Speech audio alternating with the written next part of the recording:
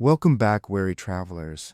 As the world around you begins to quiet and the weight of the day falls away, settle into the stillness and join us on a journey across time. Tonight, you are stepping into the heart of ancient Rome, not a city of distant legends, but a living, breathing world of sun-warmed marble, the scent of fresh bread, and the steady, patient pulse of the Tiber River.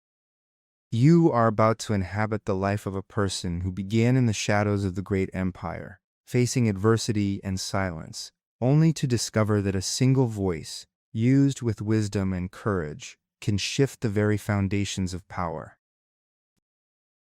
You wake before dawn in a city that never truly sleeps. There is only darkness and the soft, distant rush of the Tiber River, moving steadily through the heart of Rome. Then other sounds begin to gather at the edge of your awareness.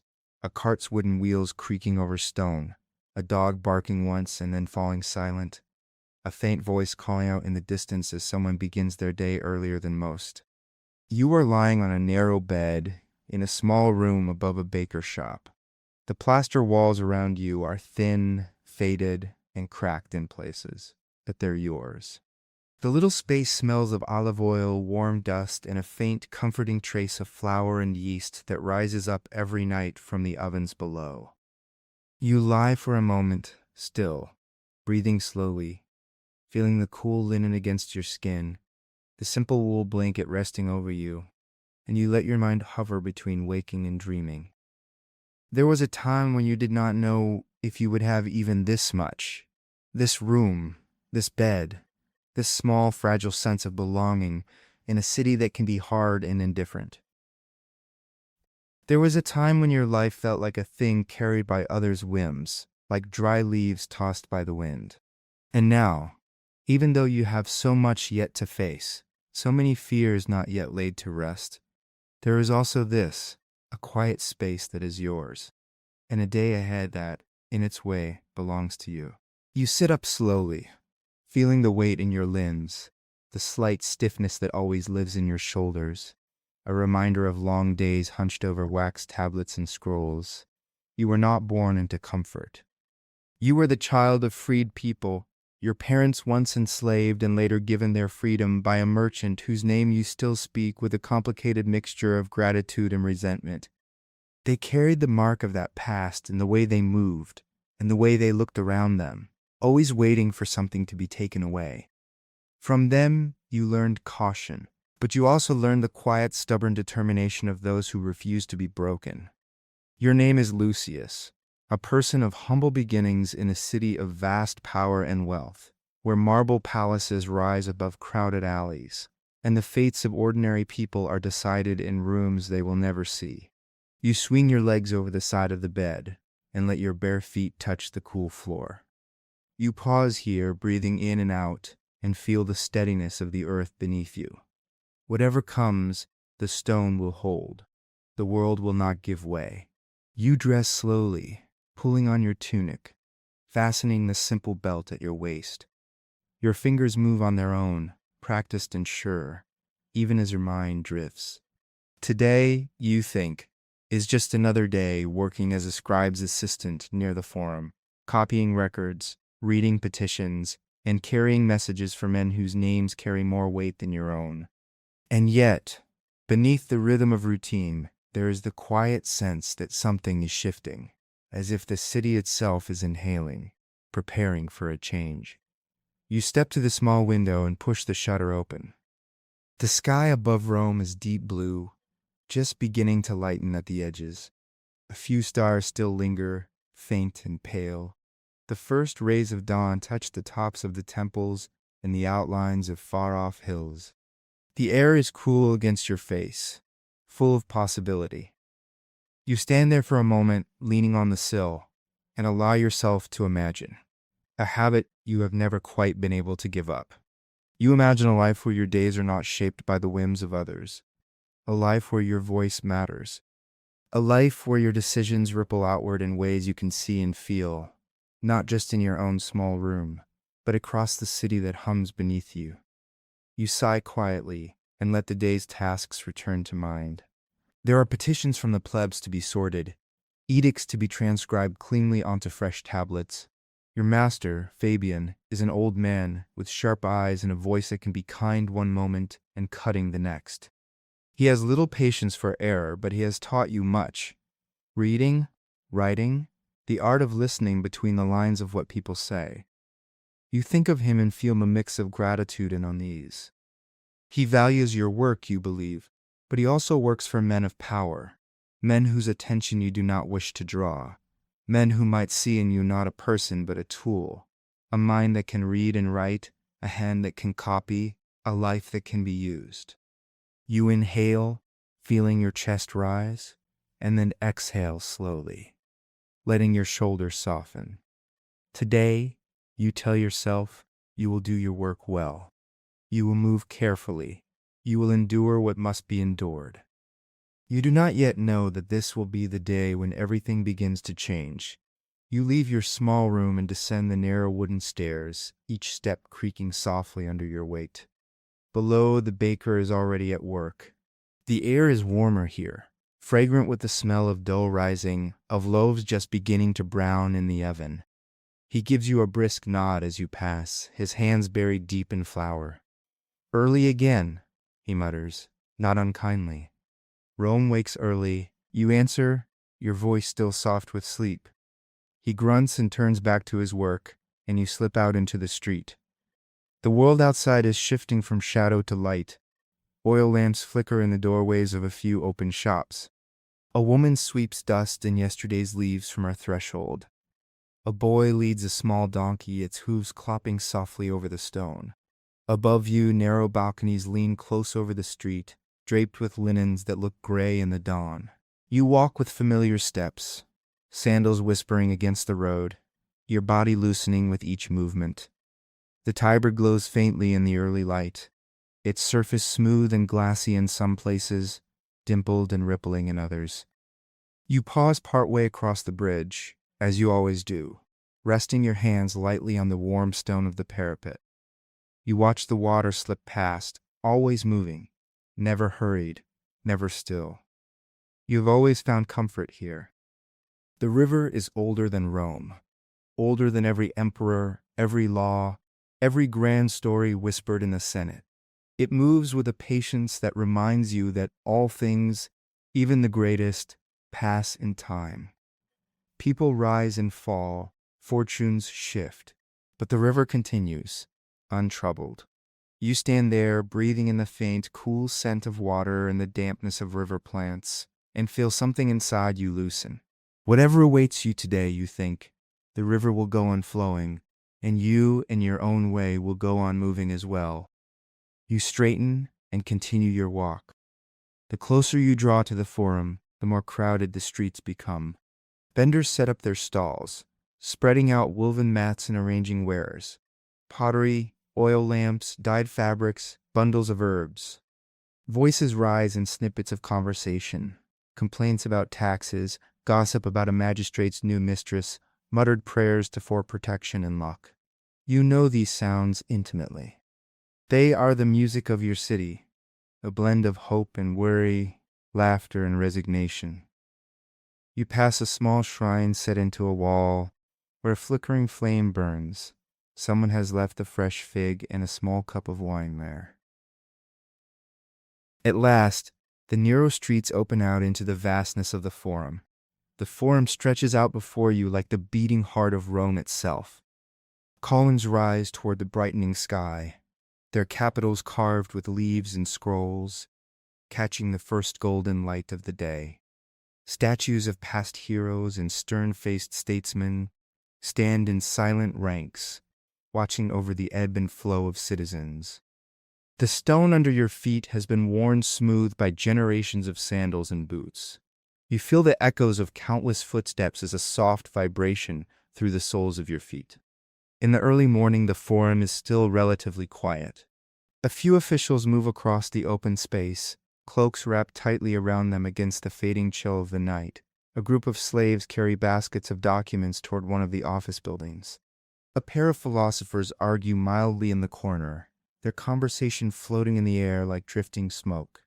You make your way toward the modest building where Fabian keeps his office, one of many small rooms that cluster around the larger basilicas and administrative halls. To most, it is just another door along another colonnade. To you, it is the threshold to the day's labors, to the place where your careful handwriting and quiet thought have begun to shape the lives of others, in ways both small and surprisingly large. Before you reach it, a familiar voice calls your name. You turn and see Marcus standing near a column, his arms folded, an easy grin on his face. He is your oldest friend, a fellow child of freed parents, a streetwise soul who has made his living as a messenger, runner, and occasional errand boy for those who need discreet services. Up before the sun again, he says as you approach. Tell me, do you ever sleep? Or do you just lie there counting all the mistakes you might make the next day? You roll your eyes, but warmth stirs in your chest. Marcus has that effect on you. His presence loosens the knot of worry that often forms at the base of your throat. Someone has to be awake to keep the form from collapsing under the weight of its own paperwork, he replied dryly. What brings you here so early? Another delivery? He leans in, lowering his voice conspiratorially. Maybe. Maybe not. Maybe I just wanted to see if you would actually smile if I caught you before you started thinking about all your responsibilities. You shake your head. You didn't answer my question. He sobers slightly, and you notice then the hint of tension in his shoulders, the way his gaze flickers toward the larger offices where the magistrates conduct their business. I heard something, he says slowly, about Fabian. About the men he's been working with lately. You feel a subtle tightening in your chest. What kind of something? Marcus hesitates, studying your face. The kind of something that might matter to you. But it's early, and you look like you could use a gentle start to the day. Are you sure you want to hear it now? You inhale, feel the cool morning air brush the inside of your lungs, and then exhale, steadying yourself. Yes, you say. If it concerns me, I'd rather know before I walk into his office. Marcus nods and lowers his voice further. There's talk that one of the magistrates, the Tellius, wants to push through a new set of laws.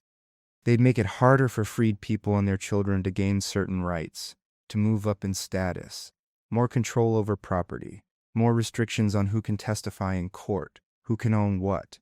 You know the sort of thing. You do. You've heard variations of this rumor before, always circling like vultures but never quite descending. The powerful do not easily share power. The old families resent the rising success of freed people and their descendants. It has always been a source of quiet tension. What does this have to do with Fabian, you ask? Vitellius is recruiting scribes and assistants, Marcus says. He wants people who can draft these laws, analyze petitions, filter which complaints reach him, people who can bend language and, with it, bend lives. He looks at you with meaning.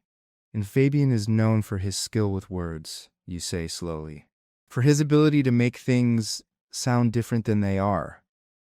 Marcus shrugs. I heard he was seen speaking with Vitellius's men, more than once. I heard your master's name mentioned in the same breath as new reforms. You feel a subtle chill at the base of your neck. Reforms, you echo quietly. That word can mean many things. Marcus nods. Exactly. I don't know what it truly means this time. But you know how these things go. Someone will stand to lose. And I thought you should be careful. You're valuable to Fabian. If he is pulled into something dangerous, you might be pulled in with him. You are silent for a moment, listening to the faint calls of vendors setting up stalls, the footsteps of a line of soldiers passing in the distance. Above you, the sky is brighter now, the day fully awakening. Thank you, you say at last, your voice soft but sincere. I'll be cautious. Marcus studies you, searching your face, and then nods. Remember, he adds lightly, though the concern in his eyes remains, if anyone asks, you're just a humble assistant who misplaces his quills and spills ink all over important documents. You almost laugh. I'll keep that in mind. He steps back, the easy grin returning. I'll see you later. Try not to let your thoughts eat you alive before midday. With that, he melts into the flow of early morning traffic, his figure soon lost among the crowd. You stand for a moment, letting the news settle inside you. It feels like the first faint tremor before an earthquake. Not enough to change anything yet, but enough to let you know that something below the surface is shifting. Then you draw yourself up, take a slow breath, and walk toward the door of Fabian's office. The door creaks softly when you push it open. Inside, the room is as you always find it. Shelves lined with scrolls and tablets, a large wooden desk near the window, a small brazier in the corner radiating gentle warmth. The air smells of ink, wax, and parchment, a scent that has become as familiar to you as your own skin. Fabian sits at his desk already, stooped over a document, his gray hair pulled back loosely, his thin fingers smudged with ink. His eyes flick up sharply as you enter. "You're late," he says. You glance reflexively at the small water clock on the shelf. The steady drip of water through its narrow passage tells you that you are, in fact, exactly on time. "I came as quickly as I could, master," you reply calmly. He sniffs, making a small dismissive sound. Time is elastic to the young. Sit down. We have much to do." You cross the room and take your place at the smaller table beside his desk. Your tools are already laid out: stylus, wax tablets, a small pot of ink, and a stack of partly used scrolls for practice drafts. Your hands move across them automatically, organizing them into the arrangement you prefer. Fabian watches you with his sharp, bird-like eyes. "There is a great deal of talk in the forum today," he says without preamble. "Have you heard any of it?" You think briefly of Marcus's words. "I have heard that the magistrate is considering reforms," you say carefully. "That is all." He grunts. "Reforms. The most dangerous word in Rome, after war." He leans back slightly in his chair, the wood creaking. "There are always reforms," he continues. "Men build their names upon them, but most are smoke and air. What matters is who holds the pen, who shapes the words, who decides what is written and what is left unsaid." His gaze fixes on you pointedly. "Do you understand?" You swallow once, then nod. "I believe I do." "Good." He turns back to his document. "Today you will help me with something delicate.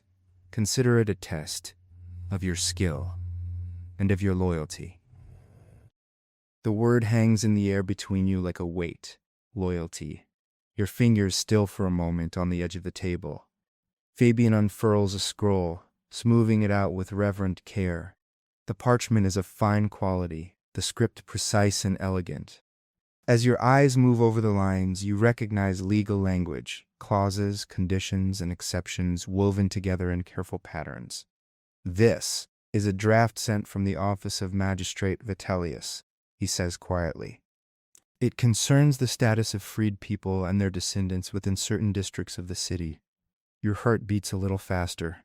"He has asked for my corrections," Fabian continues, "my improvements. He wishes the law to be firm, but not so harsh that it stirs open rebellion. Control must be quiet to be effective." You listen, each word seeming to press against your chest from the inside. "I will ask you to suggest alternate phrasings," he says. "Ways to make certain restrictions sound reasonable. Irritating, perhaps, but not intolerable." "Do you understand what I am asking?" You do. You understand entirely. He is asking you to use your mind, your skill with language, to tighten the net around people like you, to help create words that, once inscribed and sealed, will limit the futures of those whose lives already teeter on the edge of uncertainty. You feel as if the room has grown smaller, the air thicker. "Speak," Fabian says impatiently. "You always think too much before you answer.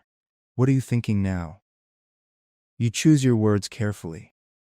"I am thinking," you say slowly, "that such laws will have consequences, that people will feel them in their daily lives, and that words can either inflame resentment or ease it."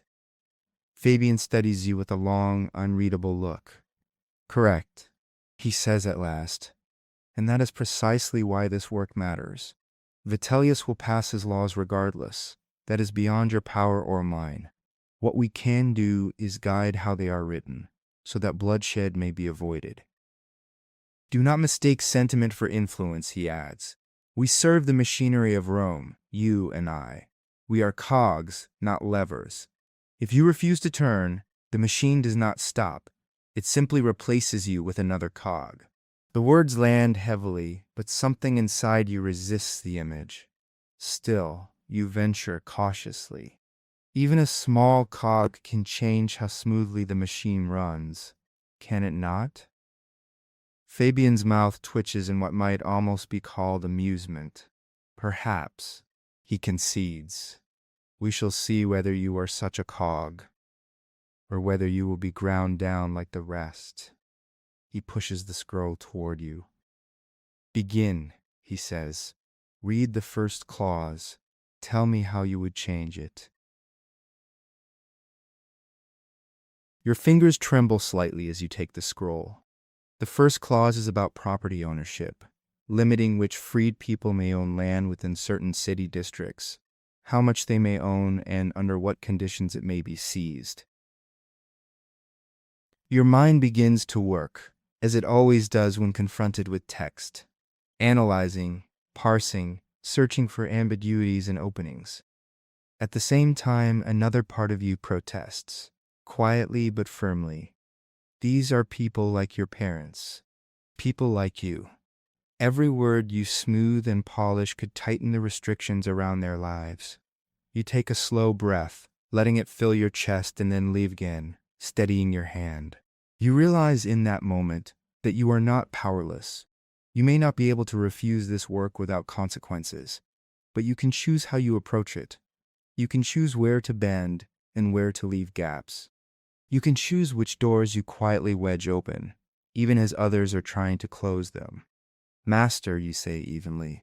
This phrase here, under no condition, is very strong. It will draw attention. Resentment. Fabian regards you with cool interest. Discretion, he repeats. That is a useful word. It hides as much as it reveals. He nods slowly. Yes, write it down. Show me how you would inscribe that. You bend over your tablet, stylus moving carefully through wax, letters forming under your practiced hand.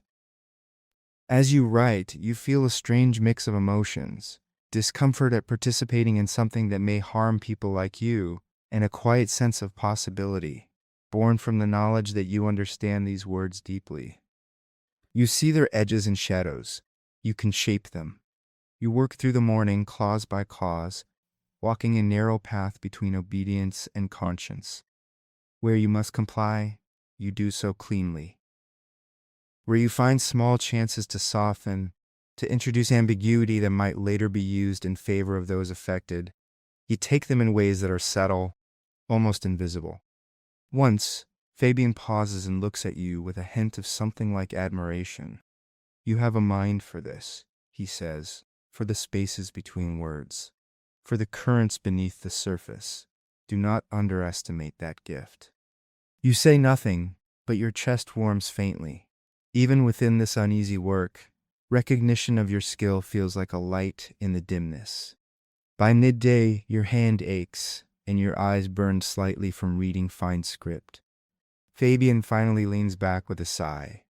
Enough for now, he says. We will continue later. Go and eat. Clear your head. But be back before the afternoon sun reaches its height. There is more to do. You nod, rubbing your cramped fingers gently.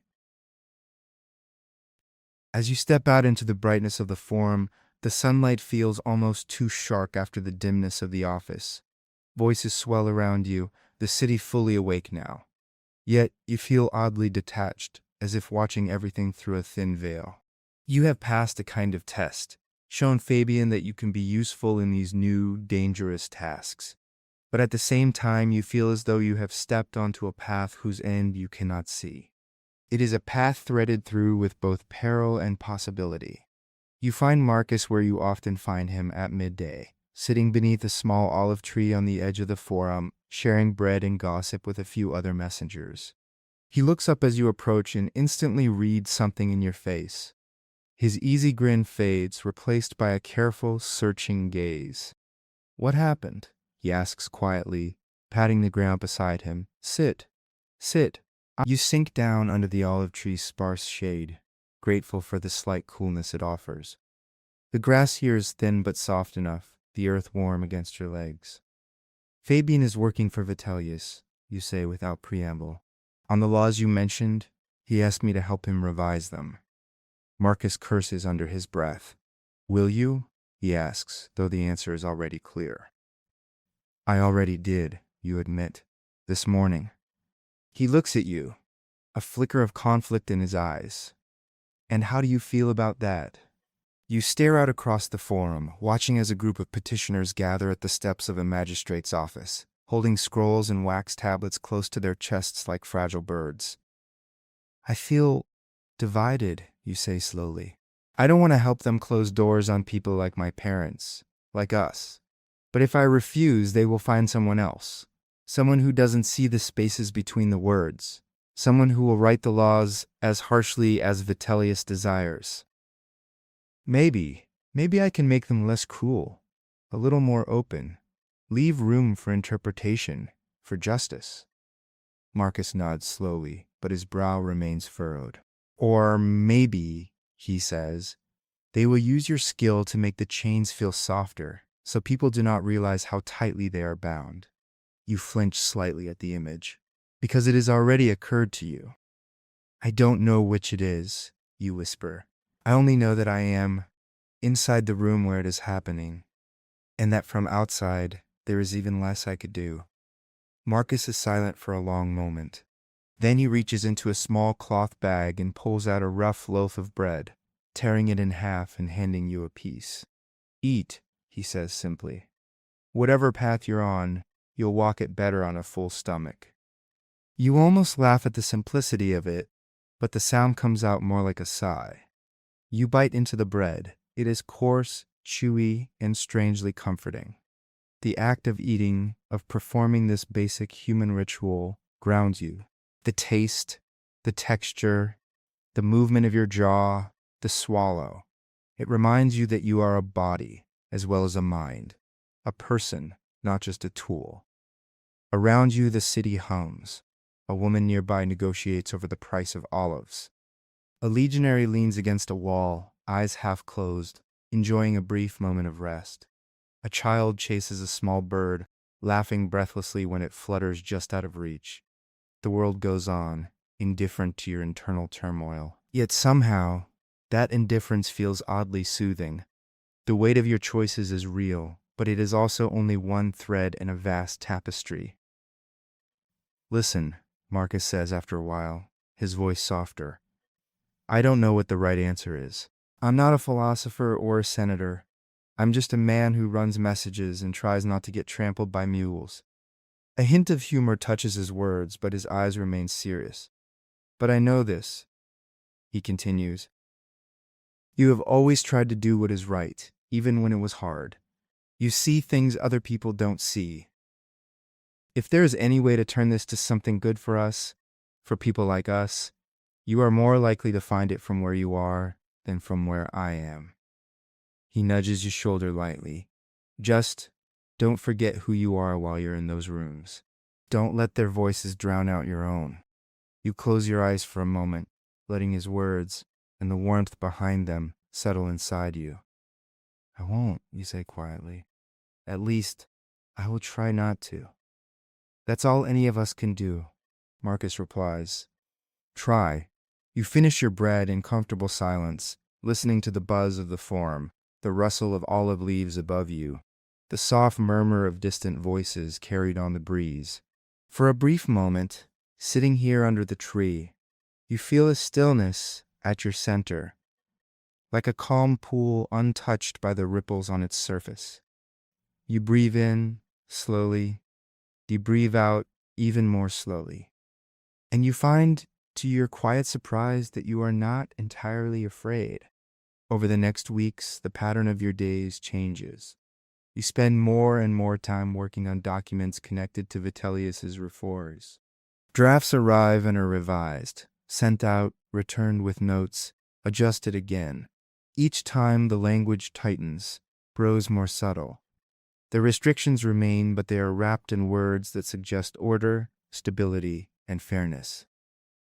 You learn to read these words with double vision, seeing both their surface meaning and their hidden currents.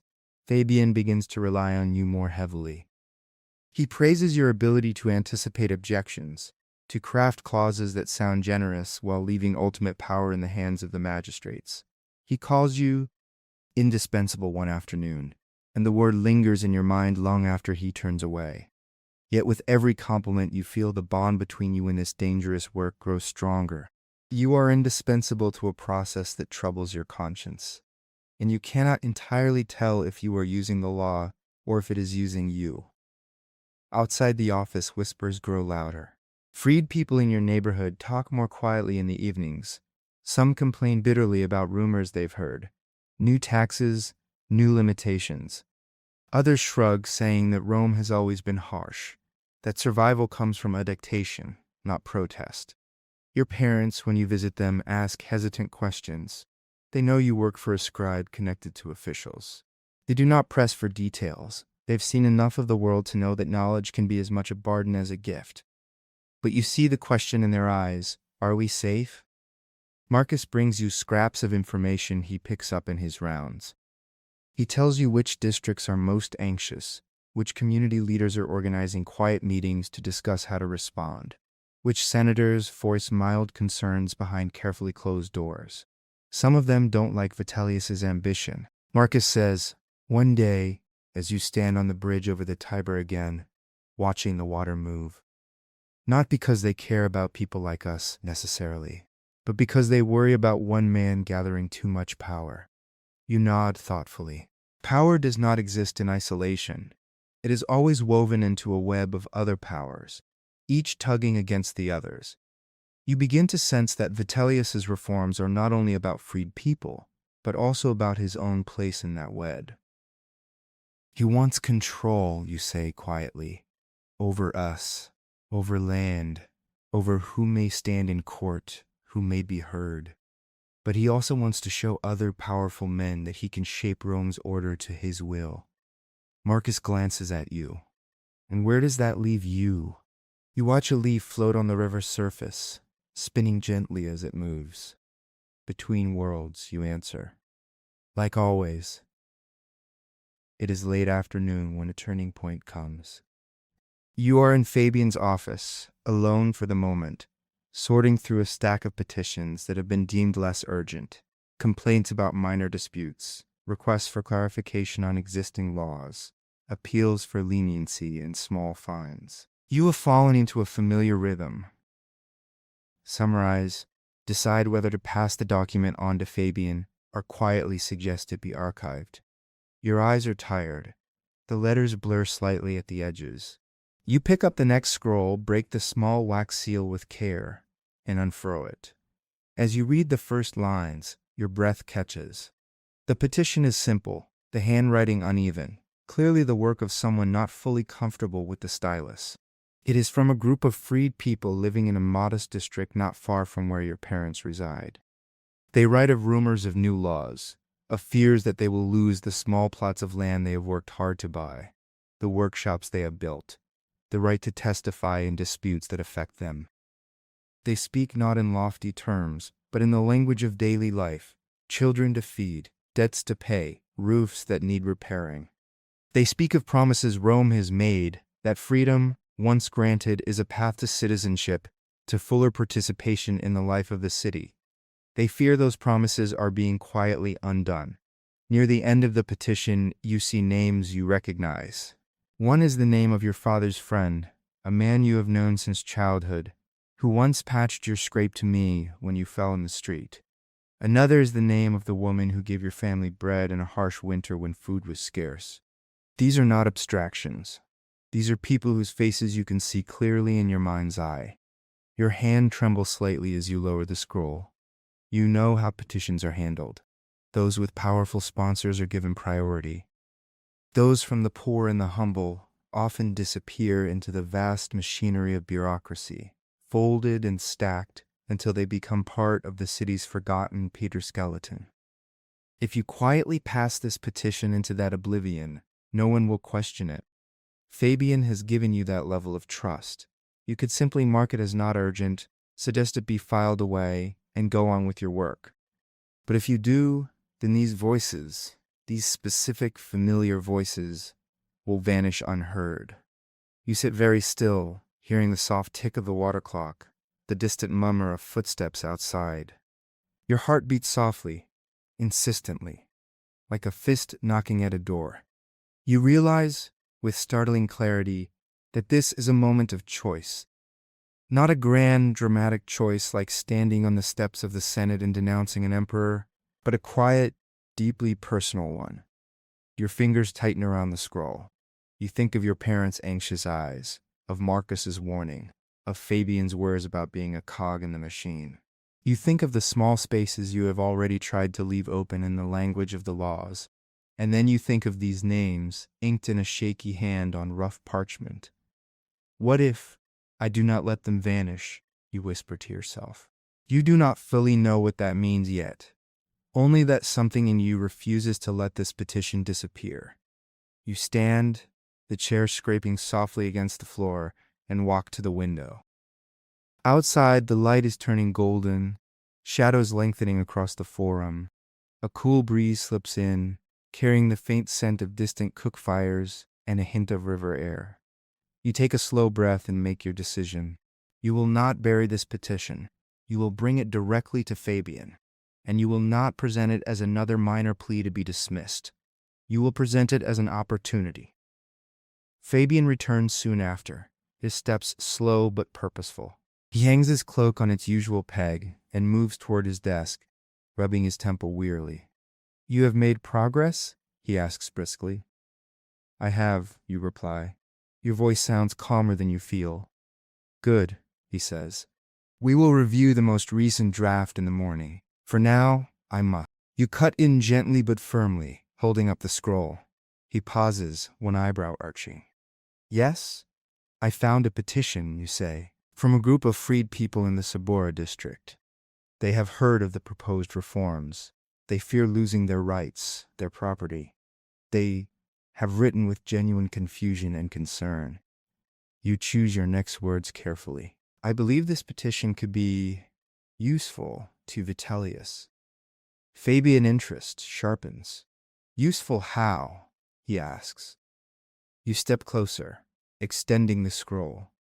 He takes it, his thin fingers brushing against yours briefly, then unfurls it and begins to read. You watch his face as his eyes move over the uneven lines. At first, his expression is one of mild annoyance, the look of a man accustomed to seeing such pleas and dismissing them as noise. But gradually, a faint frown creases his brow. Not of sympathy, that is too soft a word for him, but of calculation. These people, you say softly, are exactly those who will be most affected by the reforms. Their fears are real. If their voices are entirely ignored, resentment will grow. There may be unrest, protests. Such things can spread. Vitellius wishes to strengthen his position, not endanger it. Fabian looks up, eyes narrowing. Go on. If you continue carefully, the magistrate were seen to answer such a petition, even partially, if you could point to certain concessions, certain small protections left intact, he could present himself as firm yet fair. He could say he has listened to concerns, that he protects the loyal freed people while maintaining order. You pause, letting the idea settle. In doing so, you add, he might also, in fact, be constrained, just a little by his own promises. Once certain protections are publicly affirmed, it becomes harder to take them away completely later. Fabian studies you intently. You are suggesting, he says slowly, that we advise Vitellius to respond to this petition, and to shape his laws around that response, so that he appears benevolent while still achieving his aims. You meet his gaze steadily. Yes, you say. And in the process, of course, we would help him avoid unnecessary unrest, which is in the interest of Rome as a whole. You let the final phrase hang there, a phrase you know resonates with him. He turns back to the scroll, reading it again with fresh eyes. These people write poorly, he mutters. Their logic is muddled. But their feelings, he trails off, then adds almost reluctantly, their feelings are clear. He walks to the window, looking out over the forum as he thinks. Vitellius wants control, he says at last. He also wants reputation. He wishes to be seen as a reformer, not a tyrant. A gesture like this could be spun to his advantage. He turns back to you. And you, he says, you believe that in giving him this advantage, you might secure some genuine protections for people like these petitioners. It is not quite a question, but you answer anyway. Yes, you say quietly, I do. Fabian is silent for a long moment, his gaze weighing you as if you were a text he is trying to interpret. You are not as detached as I had hoped, he says finally. You allow your personal sympathies to color your thinking. Your stomach clenches faintly. But, he continues, you are not a fool. You understand power. You see how to turn even such sentiments to strategic use. He steps closer, the petition still in his hands. Very well, he says. We will draft a response. You will help me. We will present it as a recommendation to Vitellius that he address this petition publicly, granting some limited assurances while maintaining the core of his reforms. He taps the scroll lightly. These names, he adds, these specific people, they will never know how their plea is being used. To them, it will seem as if the gods themselves have heard them. Rome works in such ways. His tone is dry, almost amused. You swallow once, and, you say quietly, in the process some of their fears may truly be eased. He tilts his head, as if surprised by your persistence. Perhaps, he concedes, if you are very skillful. His eyes sharpen again. Do not mistake this for charity, he warns. We serve the machinery of Rome. Our primary duty is to keep it running. But if, in the process, a few gears grind a little less harshly, it is no concern of mine. For the first time, you allow yourself to breathe a little more freely. Thank you, you say simply. Fabian snorts. Do not thank me yet. The work is still before you. Sit. We will begin drafting at once. You will compose the first version of Vitellius's response. Show me what you can do when lives depend on your turn of phrase. You return to your desk, heart beating faster, not just with anxiety, but with a strange, quiet hope. For the first time, your skill with words does not feel like a chain binding you to the will of the powerful. It feels delicately like a lever. Small, perhaps, but capable of shifting something real. The reply you draft is careful. It acknowledges the petitioner's concerns, framing them as evidence of their deep commitment to the order and prosperity of Rome. It assures them that their loyalty is valued, that their efforts to build stable households and businesses are recognized. It specifies, in cautious but clear terms, that certain rights for property currently held, for contracts already in place, for testimony in matters directly affecting their families, will remain protected. Fabian hovers behind you as you write, occasionally interjecting. Soft here, he says, pointing to a line. We do not wish to commit Vitellius to more than necessary. Strengthen his freedom to interpret future cases. Sharper here, he adds later, tapping another phrase. Remind them, subtly, that their security depends on continued loyalty and good conduct. You adjust, rephrase, shape. Every sentence is a balancing act between the needs and fears of your people and the ambitions of those above you. When you are finished, Fabian reads the whole response twice. Then he makes a few minor changes, mostly stylistic. At last, he nods. This will do, he says. Vitellius will like the tone. Firm, yet generous. And the concessions, he gives a small, non-committal shrug. They are tolerable. He looks at you with an expression you cannot quite decode. You are walking a knife's edge, he says, trying to serve two masters, conscience and power. Most who attempt that fall. Be careful. You hold his gaze. I intend, you say softly, to learn how to keep my balance. He snorts, but does not argue. Days pass. The petition and the drafted response travel up through the chain of scribes, advisors, and minor officials who orbit Vitellius like small moons. You hear nothing at first. You do not even know if the magistrate has read your words. Meanwhile, work continues on the reforms.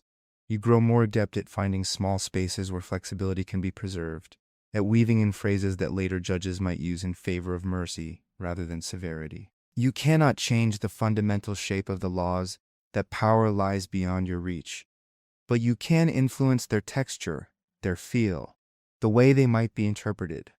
Slowly, without fully realizing it, you begin to see yourself differently. You are no longer merely a passive worker in the wheels of the city. You are a person whose choices, however small, carry real consequences. It is a heavy realization, but it also brings with it a quiet, surprising strength. Each night, as you return to your small room above the bakery, you feel the fatigue in your body more deeply. Yet you also feel a growing steadiness in your chest, a sense of alignment between who you are inside and what you do in the world, even within the constraints that still bind you. You speak with Marcus whenever you can, sharing only what is safe to share, listening to his reports from the streets. You visit your parents more often, quietly watching how the changes in the city affect them. You pay attention in ways you never did before. You are, in short, waking up. The day the announcement is read, the forum is more crowded than you have ever seen it. Word has spread quickly. Magistrate Vitellius will make a public statement regarding the new laws. Some come out of genuine political interest, others out of idle curiosity. Many, like your parents and their neighbors, come out of fear and hope pressed together so tightly that they are almost indistinguishable. You stand near one of the pillars at the edge of the crowd, Marcus at your side. Your heart beats steadily, though your palms are damp. You know that somewhere within the scroll, Vitellius's herald will read. Your words are woven into the fabric of the speech. You think you'll use your reply? Marcus asks quietly. I don't know. You answer honestly. Fabian believed who would, but men like Vitellius are unpredictable. Then why do you look like you're about to step into a lion's den? Marcus asks with a lopsided half-smile. Because, you say, managing a faint smile of your own, I might be about to find out whether anything I've done actually matters. A hush falls over the crowd as Vitellius's herald steps forward, unrolling a long, carefully sealed scroll. The magistrate himself stands tall behind him, resplendent in his official garb, his expression composed but edged with a hint of satisfaction. The herald raises his voice. He begins by speaking of order, of Rome's greatness, of the need to maintain stability in times of change. He praises the wisdom of the Senate, the strength of the laws, the sacredness of tradition. The words are grand, sweeping, and somewhat distant from the lives of those listening. Then, gradually, the focus narrows. The herald speaks of the status of freed people, of the responsibilities that come with freedom. There is language you recognize, phrases you helped polish, clauses you shaped. He speaks of certain new regulations, of requirements for property registration, of conditions for testimony. You feel the crowd tighten around you, breath held collectively. And then, the herald's tone shifts. Yet, he intones, our noble magistrate, ever attentive to the voices of Rome's faithful citizens and freedmen, has received a humble petition from a group of loyal residents in the Suburra district. Your breath catches. He is using it. You listen as he describes the petitioners, not by name, but by circumstance. Workers, artisans, small shopkeepers. He speaks of their fears and their devotion to the city. He reads, in summarized form, some of their concerns. Then, he reads Vitellius's reply. The words he speaks are your words, shaped and edited but still bearing your unmistakable imprint. You hear the phrases about loyalty being valued, about existing properties and contracts being protected. You hear the specific assurances you fought for, that those who have already earned certain rights will not have them stripped away arbitrarily. Beside you, you feel Marcus's grip tighten briefly on your arm. Around you, murmurs ripple through the crowd. Some faces relax slightly. Others remain wary, but the raw panic you saw in some eyes begins to ease. Your own parents are somewhere in this crowd. You do not see them, but you imagine their expressions as they hear these words for once. Words that do not simply descend from above like thunder, but that reach up to meet their fears halfway. Vitellius steps forward to conclude the speech, his own voice carrying across the forum. He speaks of balance, of mercy joined with firmness, of Rome as a mother who disciplines her children but does not abandon them. He presents himself as wise, generous, and in control. You know, of course, that his primary concern is his own image. And yet, within that self-serving performance, there is also something real. Lines of text that will now be recorded, copied, and used as precedent. Concessions that will become part of the legal structure of the city. Spaces you helped carve out will now exist, however modest, for people like you and your family. When the announcement ends, the crowd begins to disperse in a chaotic swirl of voices. Some curse the new restrictions. Others breathe out in relief that things are not as bad as they feared. A few praise Vitellius for his wisdom. You stand very still amid the moving sea of people. Your own emotions a quiet, complex tide. You did this. Marcus says softly, his face close to yours so you can hear him over the noise. At least part of it. You helped make this happen. You shake your head faintly. It wasn't only me, Fabian, the others, Vitellius himself in his way. Marcus's gaze is steady. You were there when the words were born, he says. That matters. For a moment you let yourself feel it. Not pride exactly, but a deep grounded sense of having acted in alignment with something true inside you. Within the constraints you could not yet change, you still found a way to shape the world, however slightly, toward mercy. In that moment, you realize something quietly profound. The adversity you face is not only external, the laws, the social walls, the weight of Rome's hierarchy. It is also internal, the temptation to give in to cynicism, to believe that nothing you do matters, to retreat into numbness. Today, you did not retreat. You chose to act. You chose in your small sphere to make a difference. And that choice has left a mark on the world. That night, Rome is unusually quiet. The tension that has crackled in the air for weeks seems to have subsided, at least for now. In the narrow streets and cramped courtyards, people talk late into the evening about what they have heard. Some are still anxious. Some are cautiously hopeful. But the fear of immediate catastrophe has retreated, replaced by the steady, familiar concerns of daily life. You climb the stairs to your room above the bakery slowly, every step feeling like part of a strange ascent, from the noisy surface of the city toward a small private sanctuary. Inside, the room is dimly lit by a single oil lamp that flickers gently on the small table by your bed.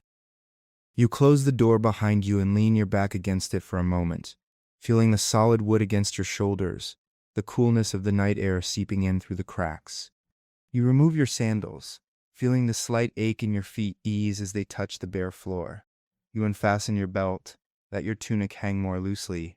You move through these small rituals slowly, deliberately, as if each gesture helps you return to yourself after a long day of wearing different masks.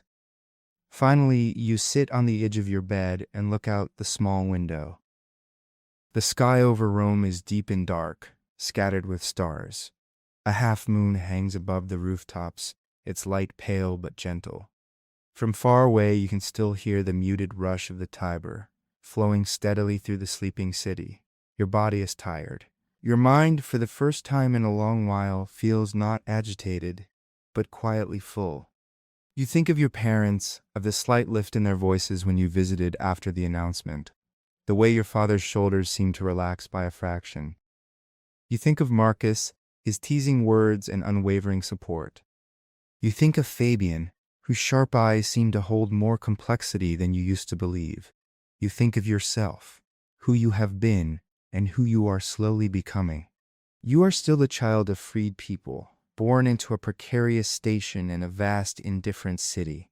You are still an assistant in a small office, subject to the commands of those above you. You still walk streets where your safety in future can be affected by decisions made in rooms you may never enter. But you are also something more. You are a person who has learned to see the spaces between words, to find openings where others see only walls. You are someone who has faced the temptation to sink into helplessness and has instead chosen, quietly and continually, to act. Few will ever know the role you played in shaping Vitellius's reply. Your name will not be recorded in official histories. Statues will not be carved in your honor.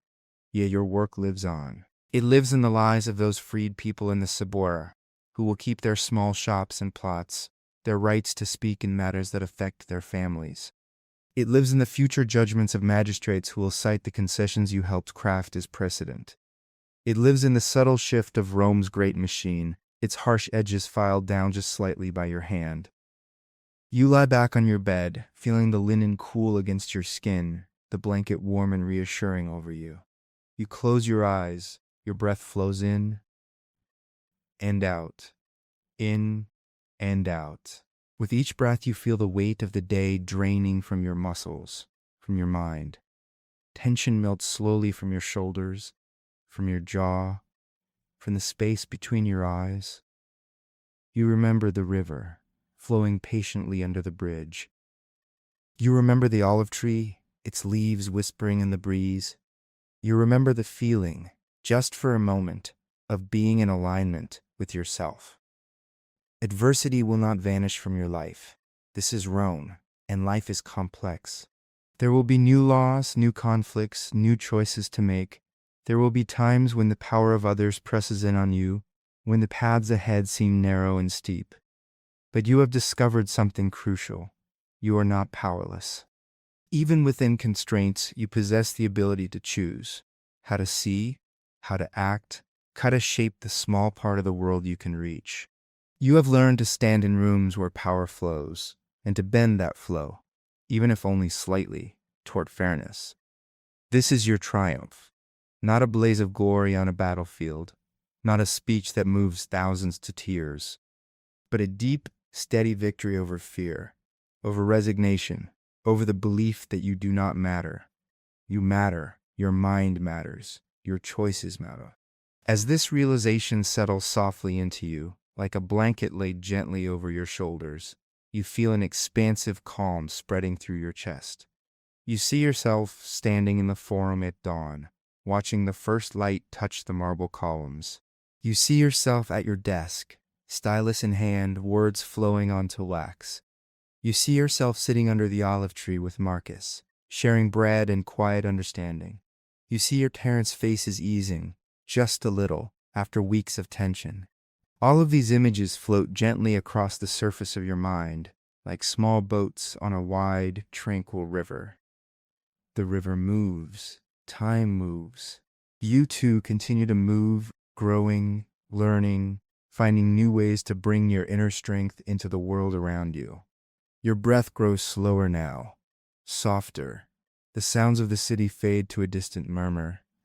Your body grows heavier and heavier, sinking into the mattress, into the welcoming darkness beneath your closed eyelids. You are not alone. You are held by the bed beneath you, by the story you have woven, by the quiet knowledge that you have faced adversity and found, within yourself, the capacity to rise. As you drift toward sleep, you walk once more through the twilight streets of ancient Rome, feeling the worn stone beneath your feet, the cool night air on your skin, the gentle glow of lamps in doorways. You pass the small shrine with its flickering flame and bow your head, not in fear but in gratitude, for the day that has passed, for the challenges that have shaped you, for the strength you've discovered. The river's murmur becomes the sound of your own breathing. The stars above Rome become the soft, flickering lights of your own drifting thoughts. And as you finally let go, slipping fully into sleep, you carry with you a quiet certainty. Whatever tomorrow brings, you have within you the patience of the river, the resilience of the olive tree, and the calm, enduring courage to face each new day. and to shape, in your own way, the world around you. You rest. You are safe. You are enough. And Rome, ancient and eternal, keeps its silent watch as you dream. Morning comes gently, as it always does, whether people are ready for it or not. You wake to the pale light seeping through the cracks in your shutter, to the familiar sounds of the street below stirring into life, a cart rolling past, a soft call between neighbors, the baker's low voice humming a wordless tune as he tends his ovens. For a moment you lie still, eyes half open, hovering in that fragile space between sleep and waking. Last night's impressions shimmer faintly in your mind, the crowd in the forum, the herald's ringing voice, the echo of your own words spoken aloud by another, your parents' loosened shoulders, Marcus's quiet pride, Fabian's sharp, unreadable gaze. You exhale slowly and feel something subtle but undeniable within you, a sense that your life has tipped, just slightly, onto a new path. You have done something that matters. It does not change everything. It will not erase all the injustices of Rome, but it has changed something. For your people, for your city, for you. You sit up, stretching, feeling the mild stiffness in your neck and shoulders from the long hours at your desk. As your body awakens, your thoughts begin to fall into their daily patterns, but they settle differently now, like stones rearranged in a riverbed after a flood. The currents of your life are the same, yet they flow in new ways. You dress with practiced movements, knot your belt, smooth your tunic. You splash your face with cool water from the small clay basin, the sensation clean and bracing. When you look up, you catch your reflection in the polished metal shard hanging near your bed.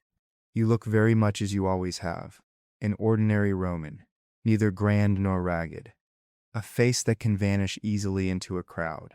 Yet your eyes, there is a new steadiness there, a depth that was less visible before. You lean closer for a moment, studying yourself. You did well, you say inwardly, though the words feel shy as they form. You tried to do what you could where you were. The thought sits quietly in your chest, like a small blowing coal. Not blazing, just warm. You blow out a slow breath, almost like a silent answer, and turn toward the door. Outside, the cool air of early morning greets you. The city is washing itself in light again. You walk your now familiar path, down the stairs, past the baker's nod, out into the street, toward the river. When you reach the bridge, you pause as always, resting your hands on the worn stone parapet. The Tiber moves beneath you, broad and patient, carrying yesterday's worries away, making room for today's. You watch a bit of driftwood bob on the current. It spins, caught in small eddies, then frees itself and moves on. You think of your own place in the flow of things, pushed and pulled by forces larger than yourself, and yet still somehow able to choose the angle at which you meet the water. Your fingers curl a little more firmly around the stone. You are small, you think, but you are not nothing. When you arrive at Fabian's office, he is already there, as always. Yet something in the air between you feels different the moment you step inside. He looks up from his desk, eyes sharp and assessing. For a heartbeat, neither of you speaks. Then he gestures tersely at your table. "Sit," he says. "We have much to do." You obey, taking your accustomed place, arranging your tools, steadying your breath. A silence stretches. It is not the heavy silence of anger, nor the empty quiet of indifference. It is the silence of something unspoken waiting to be acknowledged. At last, Fabian breaks it. The magistrate was pleased, he says abruptly, with the speech, with the response to the petition. He sent word this morning. Your stylus stops in your hand. Pleased? You echo. Fabian's mouth twitches, insofar as such men are ever pleased. He found the tone effective. He believes the reaction among the freed people has been manageable. He leans back in his chair, studying you. He asked who had drafted the reply. He continues. I told him it was done under my guidance, with assistance from a promising young aide. Your heart gives a small, startled thump. You spoke of me to Vitellius, you ask? Fabian shrugs lightly, as if it is of minor importance. You are useful. He likes useful people. He may wish to meet you. Eventually. The idea lands in your chest like both opportunity and weight. A magistrate, a man who commands lictors and hears important cases, whose decisions echo through the lives of thousands. A man whose signature on a scroll can make or unmake futures. To stand in front of him is more than an invisible hand behind words. That thought is both unsettling and strangely compelling. Fabian's eyes narrow faintly, reading your unspoken reaction. Do not let your imagination run ahead of you, he advises dryly. For now, you are still here, at this desk. Ink, wax, tablets. That is your world. But his tone, for once, lacks its usual sting. It sounds more like a reminder, less like a rebuke. He reaches to the side and lifts another stack of documents. The reforms are not finished, he says. We have secured certain concessions, but the shape of things is still fluid. Where laws are being poured, you may still press your fingers into the mold. He hands you the top scroll. Read, he instructs, and tell me where the words might cut too deeply, or where they might be turned, ever so slightly, to blunt the edge. You unroll the scroll slowly, feeling the roughness of the parchment under your fingertips, the faint crackle as it straightens. As your eyes move over the text, you see again what you have begun to see so clearly. Laws are not solid stones dropped from the sky. They are woven things, made of threads of fear, ambition, hope, habit, and convenience. They look immovable once set, but in the weaving they are fragile. And you are now, undeniably, one of the weavers. The weeks that follow settle into a new kind of rhythm. Word of Vitellius's balanced reform spreads, as does the story of his magnanimous response to a humble petition. In the baths, men who think themselves important debate whether the magistrate has been too lenient or just wise enough. In the markets, women weighing figs and olives trade rumors about what will really change and what will remain the same. Among freed people, the mood is cautious. Some hold their breath, waiting for trickery to reveal itself. Others, like your parents, allow themselves small moments of relief. The worst, for now, has been averted.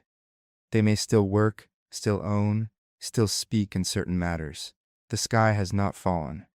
You continue to work beside Fabian, your days a steady mix of mundane records and the more charged drafts connected to the reforms. You begin to notice how his posture has changed slightly when he speaks to you. Less dismissive, more measuring, as if he has accepted that you are not just a pair of hands, but a mind. He asks your opinion often now. What do you make of this? He will say, tossing you a petition or a legal objection. How would you answer this? He asks, sliding a problem across the table. You answer carefully, voice even, explanations clear. You do not boast. You do not shrink. You simply bring what you see, what you know, and you watch his eyes as he considers your words. Sometimes he nods with a grudging respect. Once, when he thinks you are not looking, you catch the faintest hint of pride. One evening, as the light slants low and golden through the office window, he speaks unexpectedly. When I was your age, he says, very quietly, not looking at you, I believed that if I worked hard enough, I might one day sit where Vitellius sits, wear the purple border, pass the laws, not just write them. The admission surprises you. Fabian rarely speaks of his own past. What changed? You ask gently. He makes a small, dry sound that might once have been a laugh. Rome, he says. Rome changed, or perhaps I simply came to see it more clearly. There are walls you cannot climb without a certain name, a certain fortune, a certain web of family ties. I had skill, but not blood. His gaze moves to you, sharp again. You understand this, he says. More than I ever did at your age. The limits, the lines drawn around us. You nod. I understand them, you say. But I am also beginning to understand the spaces between them. The cracks where light can slip through. His mouth curves in a wry, almost fond way. Ah, he murmurs, the optimism of youth. He does not argue, though. Time passes. The reforms gradually solidify into law. Tablets are inscribed. Copies are made. Heralds rehearse the proper announcements. The city adjusts. Yet the effect of your work is not limited to the parchment itself. Unseen by you at first, the ripples begin to spread. In the Subura, a group of freed people gather one evening in a cramped courtyard lit by a single smoky lamp. They unroll a copy of Vitellius's declaration, copied by a literate neighbor who does small bits of writing in exchange for food. They trace the lines with rough fingers, mouthing the words that promise certain protections. One of them, a woman with a scar across her cheek and strong arms from years of labor, asks quietly, "Who wrote this, do you think? Whose idea was it to keep our existing rights safe?" No one knows. The name is not written there. But the question plants a strange, new thought in their minds. Somewhere, in the maze of offices and magistrates, there might be someone who listens, even a little.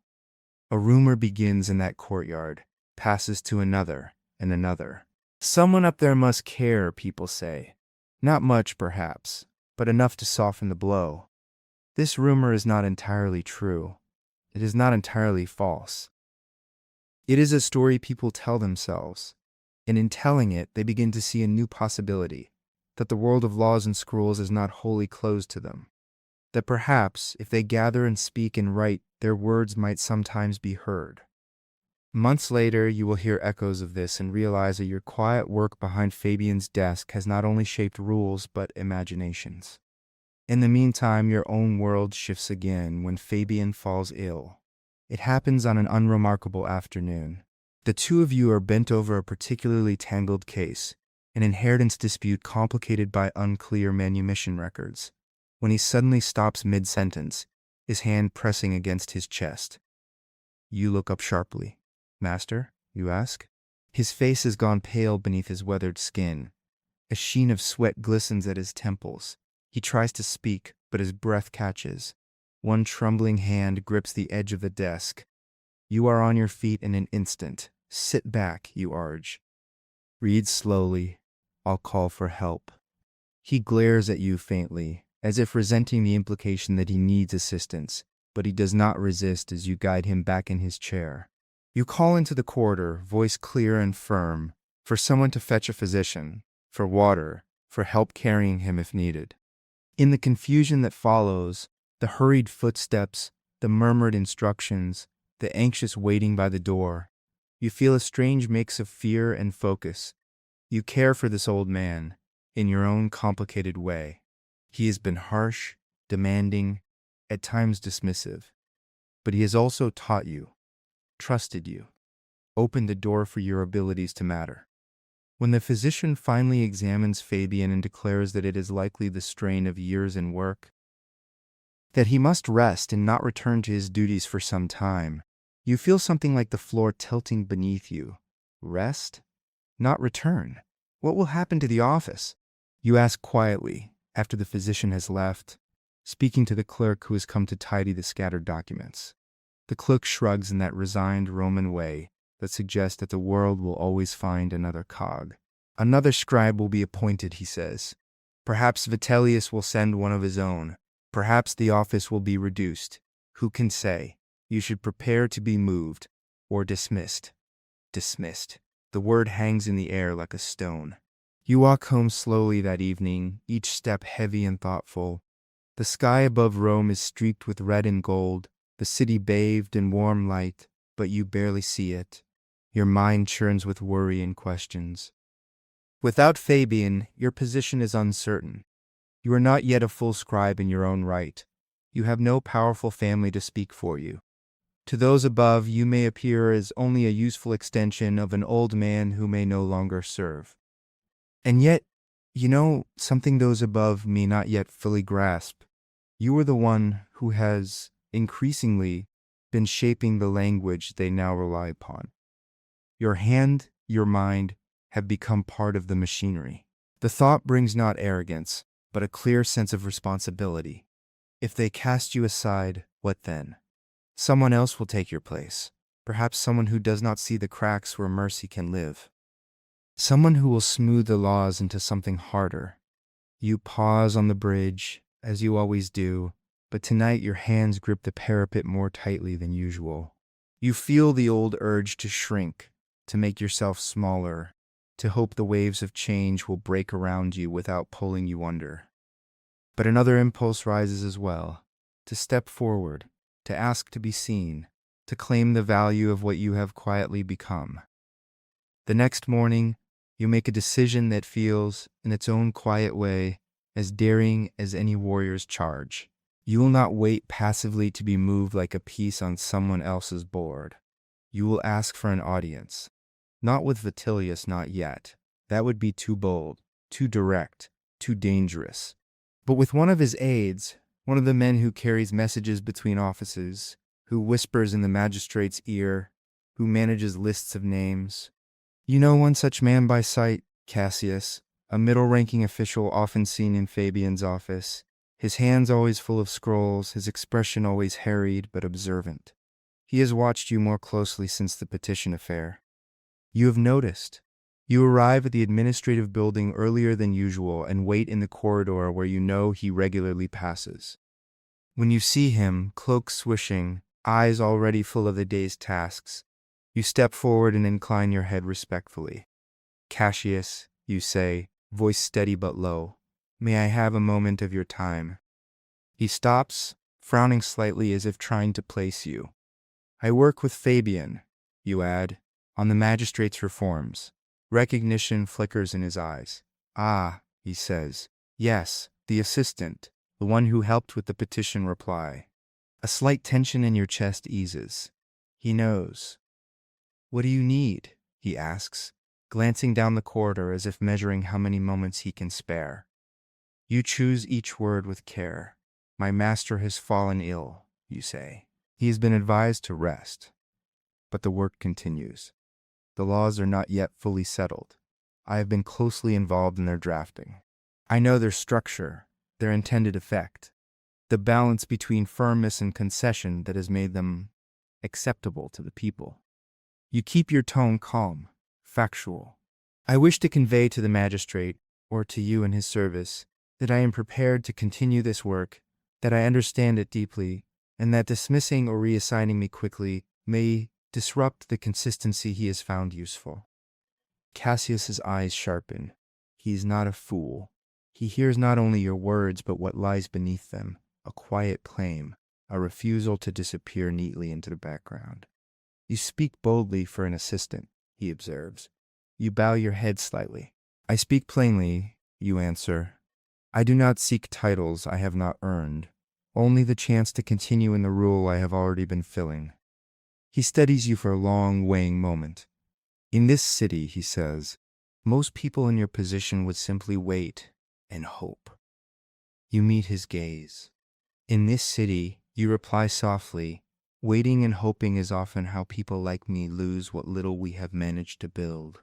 The corner of his mouth lifts almost imperceptibly. True enough, he concedes. Very well, I will mention your name. I cannot promise more.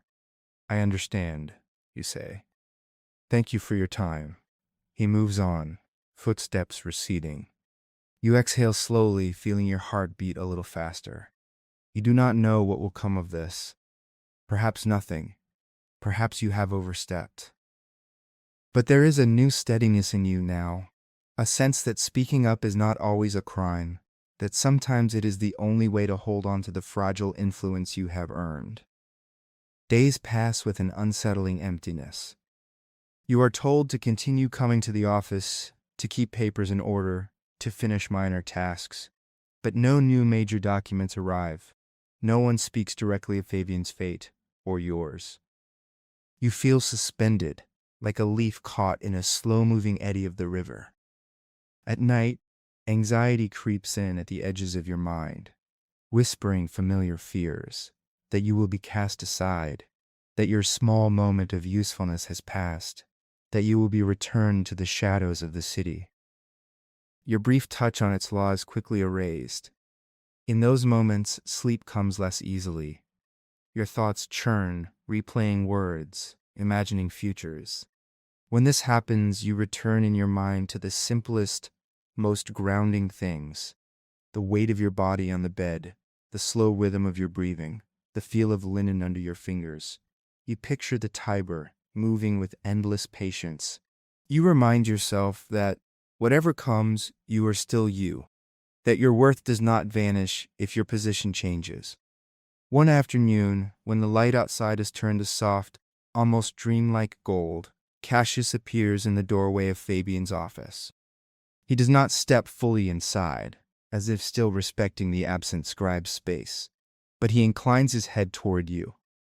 "The magistrate will see you," he says. The world seems to narrow for a moment to the shape of his words. "Me?" you ask, to be sure. "You." He confirms.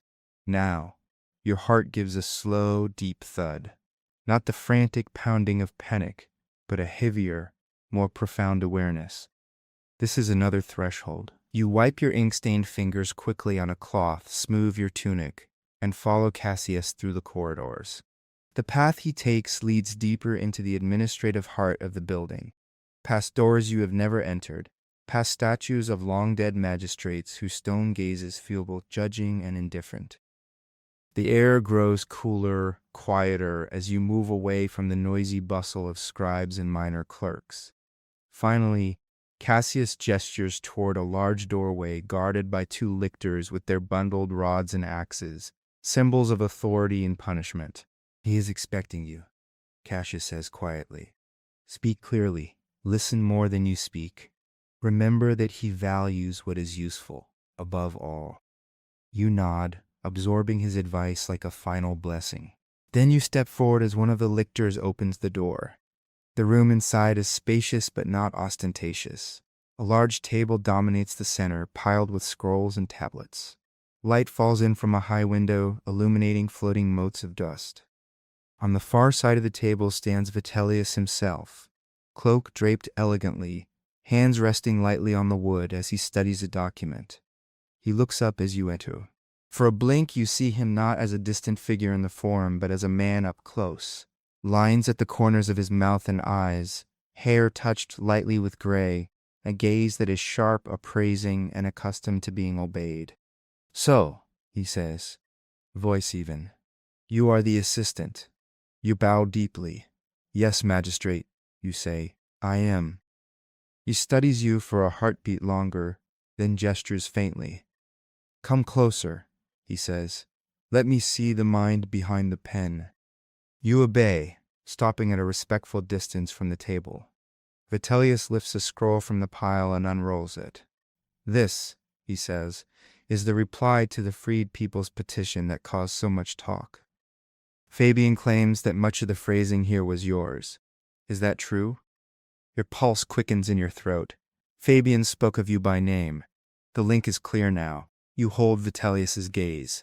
"I suggested certain phrasings, magistrate." You answer honestly. "Master Fabian refined and approved them. We worked together." A faint glimmer of amusement touches Vitellius's eyes. "Modest," he says, "or careful. Either way, wise." He reads aloud a few lines, your lines, about loyalty, about existing rights protected, about balance between order and stability. "These words have been useful to me," he acknowledges. "They have calmed fears without undermining my authority. I appreciate that." He sets the scroll down and studies you with renewed interest. "You are a freed man's child, are you not?" he asks. The question lands with that particular mix of curiosity and casual superiority you know so well from those born above your station. "Yes, magistrate," you say, "both my parents were manumitted before my birth. And yet," he muses, "here you are, helping to write laws that shape the lives of such people. You do not flinch." "Someone would shape them regardless, magistrate," you reply quietly. "I prefer that they be shaped with knowledge of how they are felt from below, not just how they appear from above." The silence that follows is taut, but not hostile. Vitellius's lips curve slightly. You speak plainly, he says. That too can be useful. He glances at Cassius, who stands near the door, then returns his gaze to you. Fabian is old, he says without softness. He has served well, but the weight of years cannot be ignored.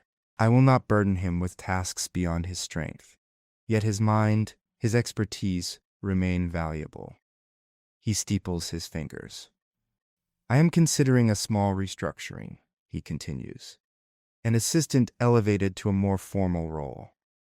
Perhaps a liaison of sorts.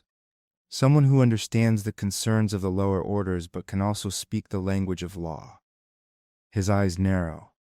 Tell me, he says, if I were to place more responsibility on your shoulders, would you bend under it? Would your sympathies for your own kind blind you, or would you remain loyal to the needs of order and authority? The question is dangerous. There is no simple, safe answer. You let yourself breathe once, slowly, grounding yourself in the feel of your feet on the floor, the cool air in your lungs. Then you speak. Magistrate, I believe Rome is strongest when order and fairness walk together. If the laws crush those who must live under them, resentment grows, and order becomes brittle. My sympathies are not a weakness if they help me see where that breaking point lies. You hold his gaze. I will not betray you, you add. I will not undermine your authority, but I will also not lie to you about what your decisions mean in the streets and houses of this city. If you value that truth even when it is uncomfortable, then I will serve you as loyally as I know how. The words hang in the air like a drawn breath. Vitellius studies you for a long time, his face unreadable. Finally, he nods once. Good, he says simply. I do not need another flatterer. I have enough of those. I need eyes that see and a tongue that can shape what is seeing into words that work. He gestures toward the table stacked with documents. From this day, he declares, you will not merely be Fabian's assistant. You will be attached directly to my office as a junior legal advisor. Your duties will include drafting responses, reviewing petitions, and informing me of how the laws are received among the freed and lower orders. Your chest tightens. It is as if the ground beneath your feet has shifted, opening a view you never expected to see so clearly. You will still work closely with Fabian, Vitellius adds. While he lives and can teach, you will learn. But your position will not depend on his alone. Do you understand? Yes, magistrate, you say, voice quieter now, infused with something like awe and resolve. He waves a hand as if brushing away ceremony. Then go, he says. Cassius will see that your name is added to the necessary lists. Begin with these. He nudges a small stack of scrolls toward you. Petitions and complaints gathered since the reforms. Read them. Summarize the sentiment. Bring me your assessment in 2 days. You move forward carefully and take the scrolls, their weight in your hands feeling symbolic and real. Thank you, magistrate, you say, bowing again. As you turn to leave, his voice stops you. And remember, he says, tone calm but edged with warning, you walk a line between worlds now. Do not let either claim you entirely. You incline your head. I will remember, you answer. Outside in the corridor, Cassius gives you a quick, measuring look that now holds a flicker of respect. Well, he says, it seems the assistant is an assistant no longer. You exhale a breath you didn't know you'd been holding. Perhaps, you say, only a slightly larger kind of assistant. He snorts softly, modest and cautious. Good, you will need both. As you step out into the brighter, noisier parts of the building and then later into the open air of the forum, the world looks almost the same as it did yesterday. The same vendors call out, the same children dart between legs, the same marble columns catch the sun. And yet, somewhere deep inside, the axis of your life has tilted. You are now, officially, a thread running between the high rooms of power and the crowded streets below. You feel the responsibility like a mantle light at first, but sure to grow heavier with time. Yet beneath the weight, there is also a quiet, deep current of purpose. You have not stormed the Senate, you have not led a revolt. You have done something, in some ways, more astonishing for someone of your station. You have been invited inside, not to become like those above you, not to forget where you came from, but to be exactly what you are, a bridge. In the months that follow, this bridge role shapes almost every part of your days. You return often to Fabian, working at his side, now with a newfound equality in your shared tasks. He is weaker physically, needing more rest, but his mind remains sharp, and he seems oddly invigorated by your new status. Do not waste it, he tells you one afternoon, voice rasping but intent. Positions like yours are rare. You stand where winds from different directions meet. Learn to feel them without being blown away. You nod, absorbing his counsel, even as you sense his own quiet satisfaction at seeing his craft continued in you. Your work changes in texture. Instead of simply copying and revising, you now read widely petitions from across the city, reports from neighborhood magistrates, summaries of disturbances or disputes. You look not just at individual cases but at patterns. Which laws cause the most resentment? Which are ignored? Which are twisted by local officials into tools of extortion or petty cruelty? You begin to compile these observations in a quiet, private role of your own, a kind of shadow commentary on Rome's rules, not meant for official eyes, but for your own understanding. When you meet with Vitellius, you bring him distilled versions of this, carefully shaped. In these districts, you say, pointing to a line on a wax tablet, the tax collectors have grown bolder under the new regulations. There is grumbling. It might be wise to issue a reminder about limits. In this area, you say another time, the freed people speak gratefully of your response to the Subora petition. Your name carries a certain goodwill there. It might be strategic to reinforce that with visible fairness in upcoming cases. You do not plead, you advise. You couch your insights in the language of stability, reputation, control, all things Vitellius values. Yet within that, you slip in the truth of what people feel, the small ways in which mercy can strengthen, not weaken, authority. Sometimes he listens, sometimes he does not. He is no saint. He is ambitious, calculating, occasionally harsh. But he has begun to trust that your perspective, though shaped by sympathies he does not fully share, is part of what makes your advice valuable. Meanwhile, away from his hearing, you speak often with Marcus and others in your old circles, though you are more careful now. You listen to how your people speak of the laws, of the magistrate, of nameless forces that shape their days. You never boast of your role. You never reveal confidences. But sometimes, when someone curses that those above never even think of us, you find yourself saying quietly, sometimes someone does, even if only a little. And because you say it with calm conviction, because there is a new gravity in your voice, people begin to suspect that you know things they do not. In back rooms and crowded courtyards, a new kind of rumor begins to spread, less grand in tales of heroes and gods, but no less powerful in its own way. Do you know, someone says one evening, over cheap wine, there is a child of freed people who works in the magistrate's office now, a scribe who advises him on what we think. They say he, or she, in some tellings, helped soften the laws. Another listener leans in, eyes bright with a mix of skepticism and hope. Is that true? They ask. Well, I don't know his name, the first admits, but my cousin swears he saw someone from our streets walking with one of Vitellius's aides. The rumor shifts and grows, as rumors do. Details are added, exaggerated, blurred. In some versions you are a close confidant to the magistrate, in others, a secret champion who fights for the poor in the dead of night. None are accurate, not really, but the core of the story, that someone like them has a voice, however small and constrained, in high places, plants seeds. Those seeds sprout in unexpected ways. One day, you receive an unusual bundle of petitions. They are tied together with a single piece of worn string, the top one bearing a simple note, from the freed people of the Aventine district, your own district. You unroll the first and find that they are not frantic, desperate pleas, but careful, organized statements. They acknowledge the current laws, refer to specific clauses, suggest precise points of concern. They ask not for miracles, but for clarifications and adjustments that would ease real burdens without upending the system. You blink, surprised. Someone has been talking to them about how laws work. Someone has helped them shape their complaints into something more than raw anger. You visit your parents that evening and ask, casually at first, if anything has changed in the neighborhood.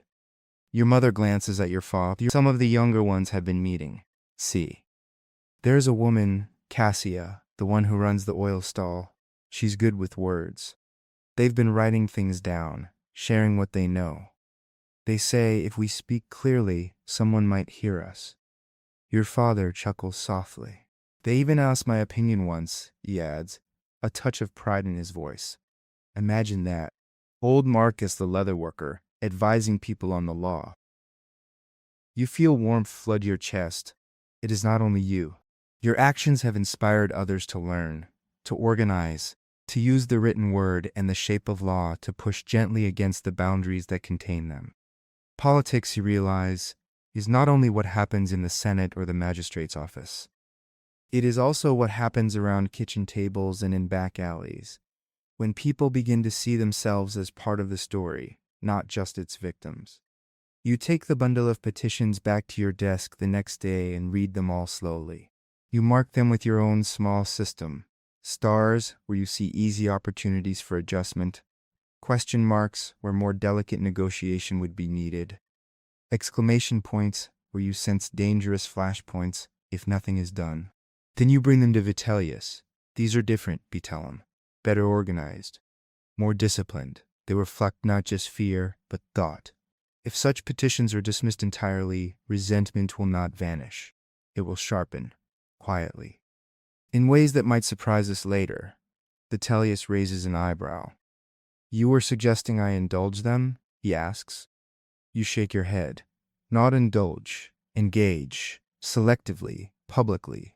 Small, visible acts of responsiveness can build a sense that the law is not simply a weapon held against them, but something they can appeal to. That makes people more likely to accept the rules they do not like. You let a brief silence fall. Then you add, more softly, and it makes them more likely to believe in you. You can almost see the calculation working behind his eyes. Very well, he says at last, picking up one of the petitions. We will choose a few points where concessions cost me little but buy me much. Draft responses, thoughtful ones. Make them feel we have listened. A familiar process begins again, but now more conscious, more deliberate. You draft replies that do not grant everything asked, but grant enough to be meaningful. You phrase them so that Vitellius appears judicious, not weak. You protect what you can. In approving these responses, in issuing them publicly, Vitellius believes he is strengthening his hold on the city. In some ways he is. But he is also, without fully realizing it, strengthening something else. The emerging belief among ordinary people that they can, together, shape the laws that shape them. You stand at the intersection of these two truths, watching them weave together. And slowly, almost imperceptibly, the nature of Roman politics in your little corner of the world begins to shift. It is not a revolution. No statues fall.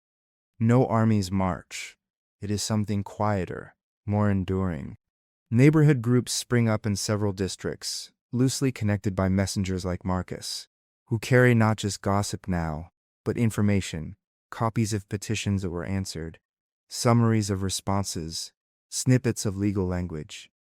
A woman in Trastevere hears about the Aventine's success and organizes her own group.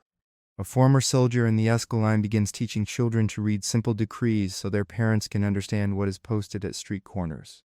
A potter in the Subra offers his back room as a meeting place for discussions of new edicts. You become, unintentionally, a kind of invisible fulcrum for these efforts. They do not all know your name. Many have never seen your face. But they know that sometimes carefully phrased words from below have found sympathetic ears above. You feel their presence like a quiet pressure at your back, urging you not to falter.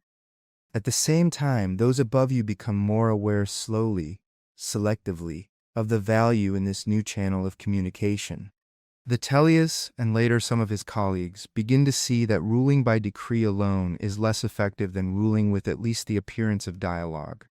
They learn that being seen to respond, especially when guided by someone who understands both the streets and the statutes, brings them a kind of legitimacy that sheer force cannot. They do not become virtuous overnight. They remain men of their class, with their own ambitions and blind spots.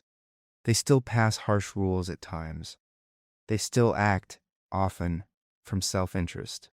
But within that, your presence bends things, just a little, in a different direction. You notice it most starkly the first time a proposed law arrives on your desk that would have been devastating for your people. It is a draft edict from a small group of wealthy landowners, seeking to severely limit the property holdings of freed people in certain lucrative districts. The language is cold, efficient, almost brutal in its potential effect. It comes to Vitellius with recommendations attached from other advisors, eager to curry favor with the powerful. As you read it, your hands grow cold. You know what this would mean: forced sales, families uprooted, small shops destroyed. A message that all the cautious optimism of the last year has been naive. You bring the draft to Vitellius, your expression calm but your mind already at work. Magistrate, this law will cause trouble, you say. He scans it, frowning. The landowners are pressing, he says. They claim freed people are driving up prices, pushing them out of profitable neighborhoods. They have supporters in the Senate. Ignoring them entirely would be unwise. You nod. I do not suggest ignoring them, but this edict as written will be seen as a direct attack on people who have trusted your previous assertions. It will be called a betrayal. You will not simply have discontent, you will have outrage. He watches you, waiting. Instead, you continue, what if we reshape it? Allow for some regulations, but framed as protections for all smallholders, not just the privileged. Cap holdings in a way that affects large predatory buyers more than those with a single workshop or house. Emphasize stability in neighborhoods rather than displacement. You lean forward slightly. You can tell the landowners you are addressing their concerns about speculation and crowding. You can tell the freed people you are defending those who already live and work in these districts rather than pushing them out. Vitellius taps the edge of the tablet. You would have me walk a narrow line, he says. You allow yourself a faint smile. You ask me to help you walk such lines, magistrate. He studies you, then the draft, then you again. Finally, he sighs, half weary, half resigned. Very well, he says. Draft your alternative. I will consider it. You do. You work late into the evening with Fabian, who, though growing frailer, still delights in the craft of language. Together, you dismantle the cruel core of the original edict and rebuild it into something more complex. Still imperfect, still containing compromises you do not love, but far less destructive than what first arrived. You bring it to Vitellius the next day, your explanation concise, your reasoning clear. He reads, frowns, reads again. This will anger the landowners, he says. It will not give them everything they want, you agree. But they will see that some restrictions have been strengthened in their favor. They can claim a victory. And the freed people, he asks, they will not like any new limits, you say honestly. But many will see that the worst has been avoided. Some will be grateful, most will be wary but not enraged. You will have held to your previous tone, if not all your previous words. He sits back, thinking. After a long silence, he nods once, sharply. We will use this, he decides. With minor adjustments. The landowners will complain, but they will accept half a victory rather than none. As for the rest, he shrugs. They will talk, and then they will work, as they always do. You feel a wave of relief pass through you. Not euphoria, because you know this law will still cause hardship in some corners, but a deep, steady gratitude that the storm you saw on the horizon has been softened to a heavy rain. Later, in a smoky tavern, Marcus will lean across the table and say under his breath, "They wanted to take the roof off our houses. Instead, they only patched another hole. I suppose we should be thankful for small mercies. And you will think, quietly, mercy is never small to those who receive it. Years slip by like leaves floating downstream. You rise gradually in formal rank, though never into the gleaming heights of Rome's nobility. You become known in certain circles as someone who can translate between worlds, between the legal language of decrees and the lived reality of neighborhoods, between the fears of the powerful and the fears of the powerless.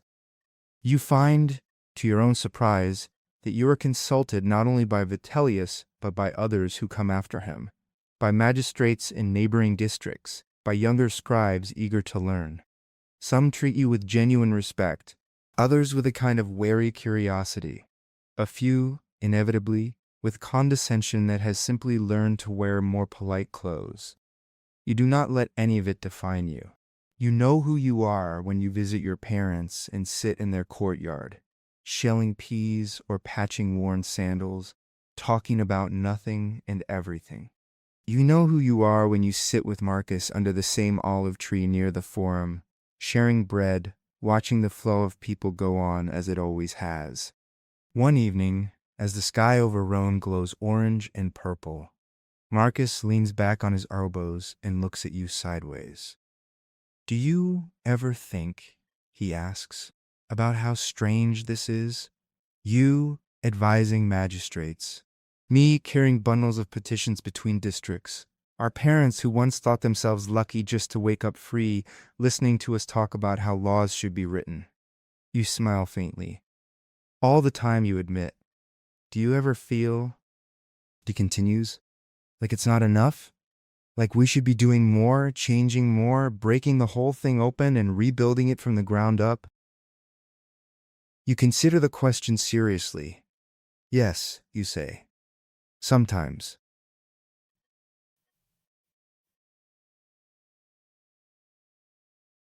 When I read a decree that I can only twist a little, not break, when I see a poor family still lose their case because the law leans away from them, you pause, watching the last light catch on the temple roofs.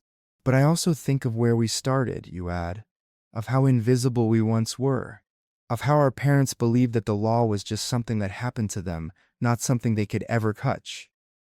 You look at him, and now, you say, there are meetings in back rooms where people read scrolls together. There are children learning their letters so they can understand the edicts posted on their streets. There are magistrates who, however grudgingly, consider how a decision will be received not just in the Senate, but in the Subura.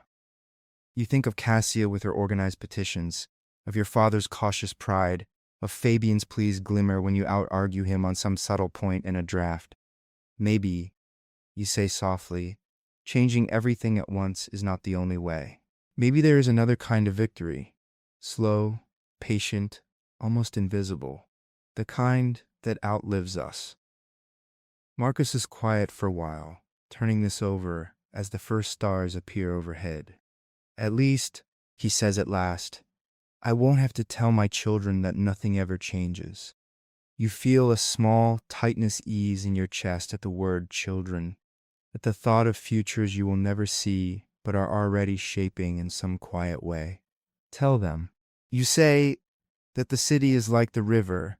It looks the same from the bridge each day, but it's always new water passing beneath. He chuckles. "That sounds like something a philosopher would say. Careful, or they'll start carving your words on walls." You laugh softly. "I hope not," you reply. "Words on walls are too easy to ignore. I'd rather they live on in habits, in how people speak to officials, in how officials listen. In the small, daily ways power moves." You fall silent together then, letting the evening settle around you like a gentle cloak. Later, much later, when Fabian has passed quietly in his sleep and been given a modest funeral, attended by more scribes than he might have expected, when Vitellius has moved on to other ambitions, when new faces sit in the chairs of power and new names are cursed or praised in the baths, when the city has expanded and changed in ways you could not have predicted, you will still sometimes stand on the bridge over the Tiber and think about the path you walked. You will think of how small your steps felt at the time. Each petition answered, each clause adjusted, each meeting held in a cramped, smoky room. None of them a great, shining act. None of them the stuff of legends. And yet, you will see in the lives around you the cumulative weight of those small acts. In a freedman who keeps his shop through a downturn because a law protected his existing contract. In a young woman who speaks with confidence at a neighborhood gathering because she grew up watching her elders write and read petitions. In a magistrate who, remembering that a previous praetor gained peace by listening, chooses to do the same instead of sending soldiers at the first sign of unrest. You will feel like a quiet, abiding warmth, the knowledge that a single person cannot remake Rome alone, but a single person can change how Rome thinks about itself, and that, in the long, flowing river of time, is no small thing.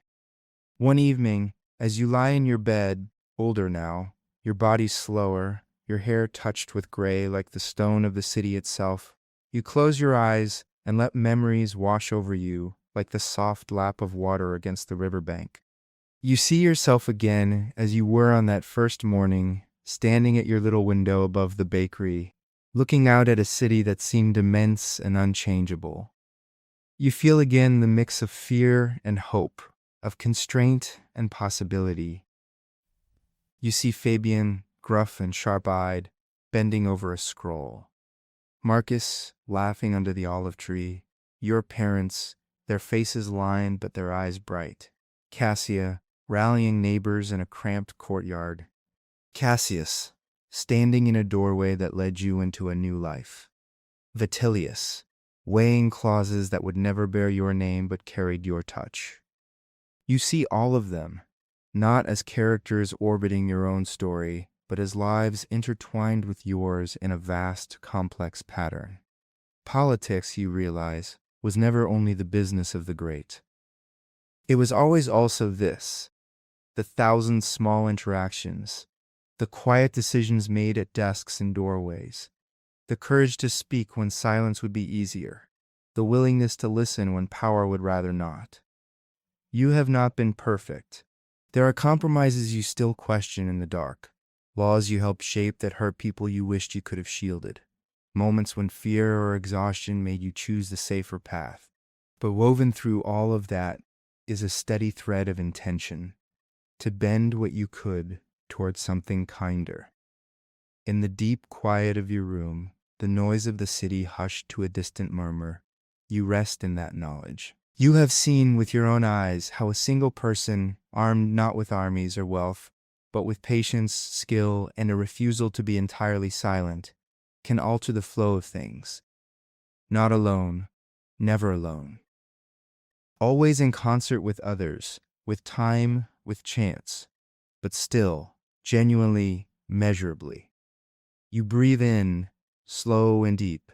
You breathe out, even more slowly. Rome has outlived everyone you have known. It will outlive you. Its stones and stories will be walked by others who will never know your name. And yet, folded into those stories, invisible but real, will be the spaces you opened, the habits you helped create, the small expectation in some future freed person's mind that the law, perhaps, is not entirely beyond their reach. As you drift towards sleep, the boundary between past and present blurs. You are again walking through the forum at dawn, the marble glowing softly, the air cool and full of promise. You are again sitting beneath the olive tree, sharing bread with a friend. You are again standing before a magistrate, speaking calmly of things that others fear to say.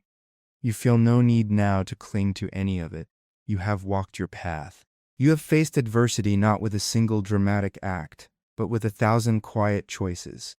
You have triumphed not by conquering Rome, but by helping Rome become, in the smallest of ways, a place where voices like yours can be heard. Outside your window, the city breathes. The river flows. Somewhere, in a dim room you will never see, a young assistant bends over a wax tablet, shaping words that will one day shape lives. Perhaps they too are the child of someone once despised or dismissed. Perhaps they too are wondering if what they do matters. It does.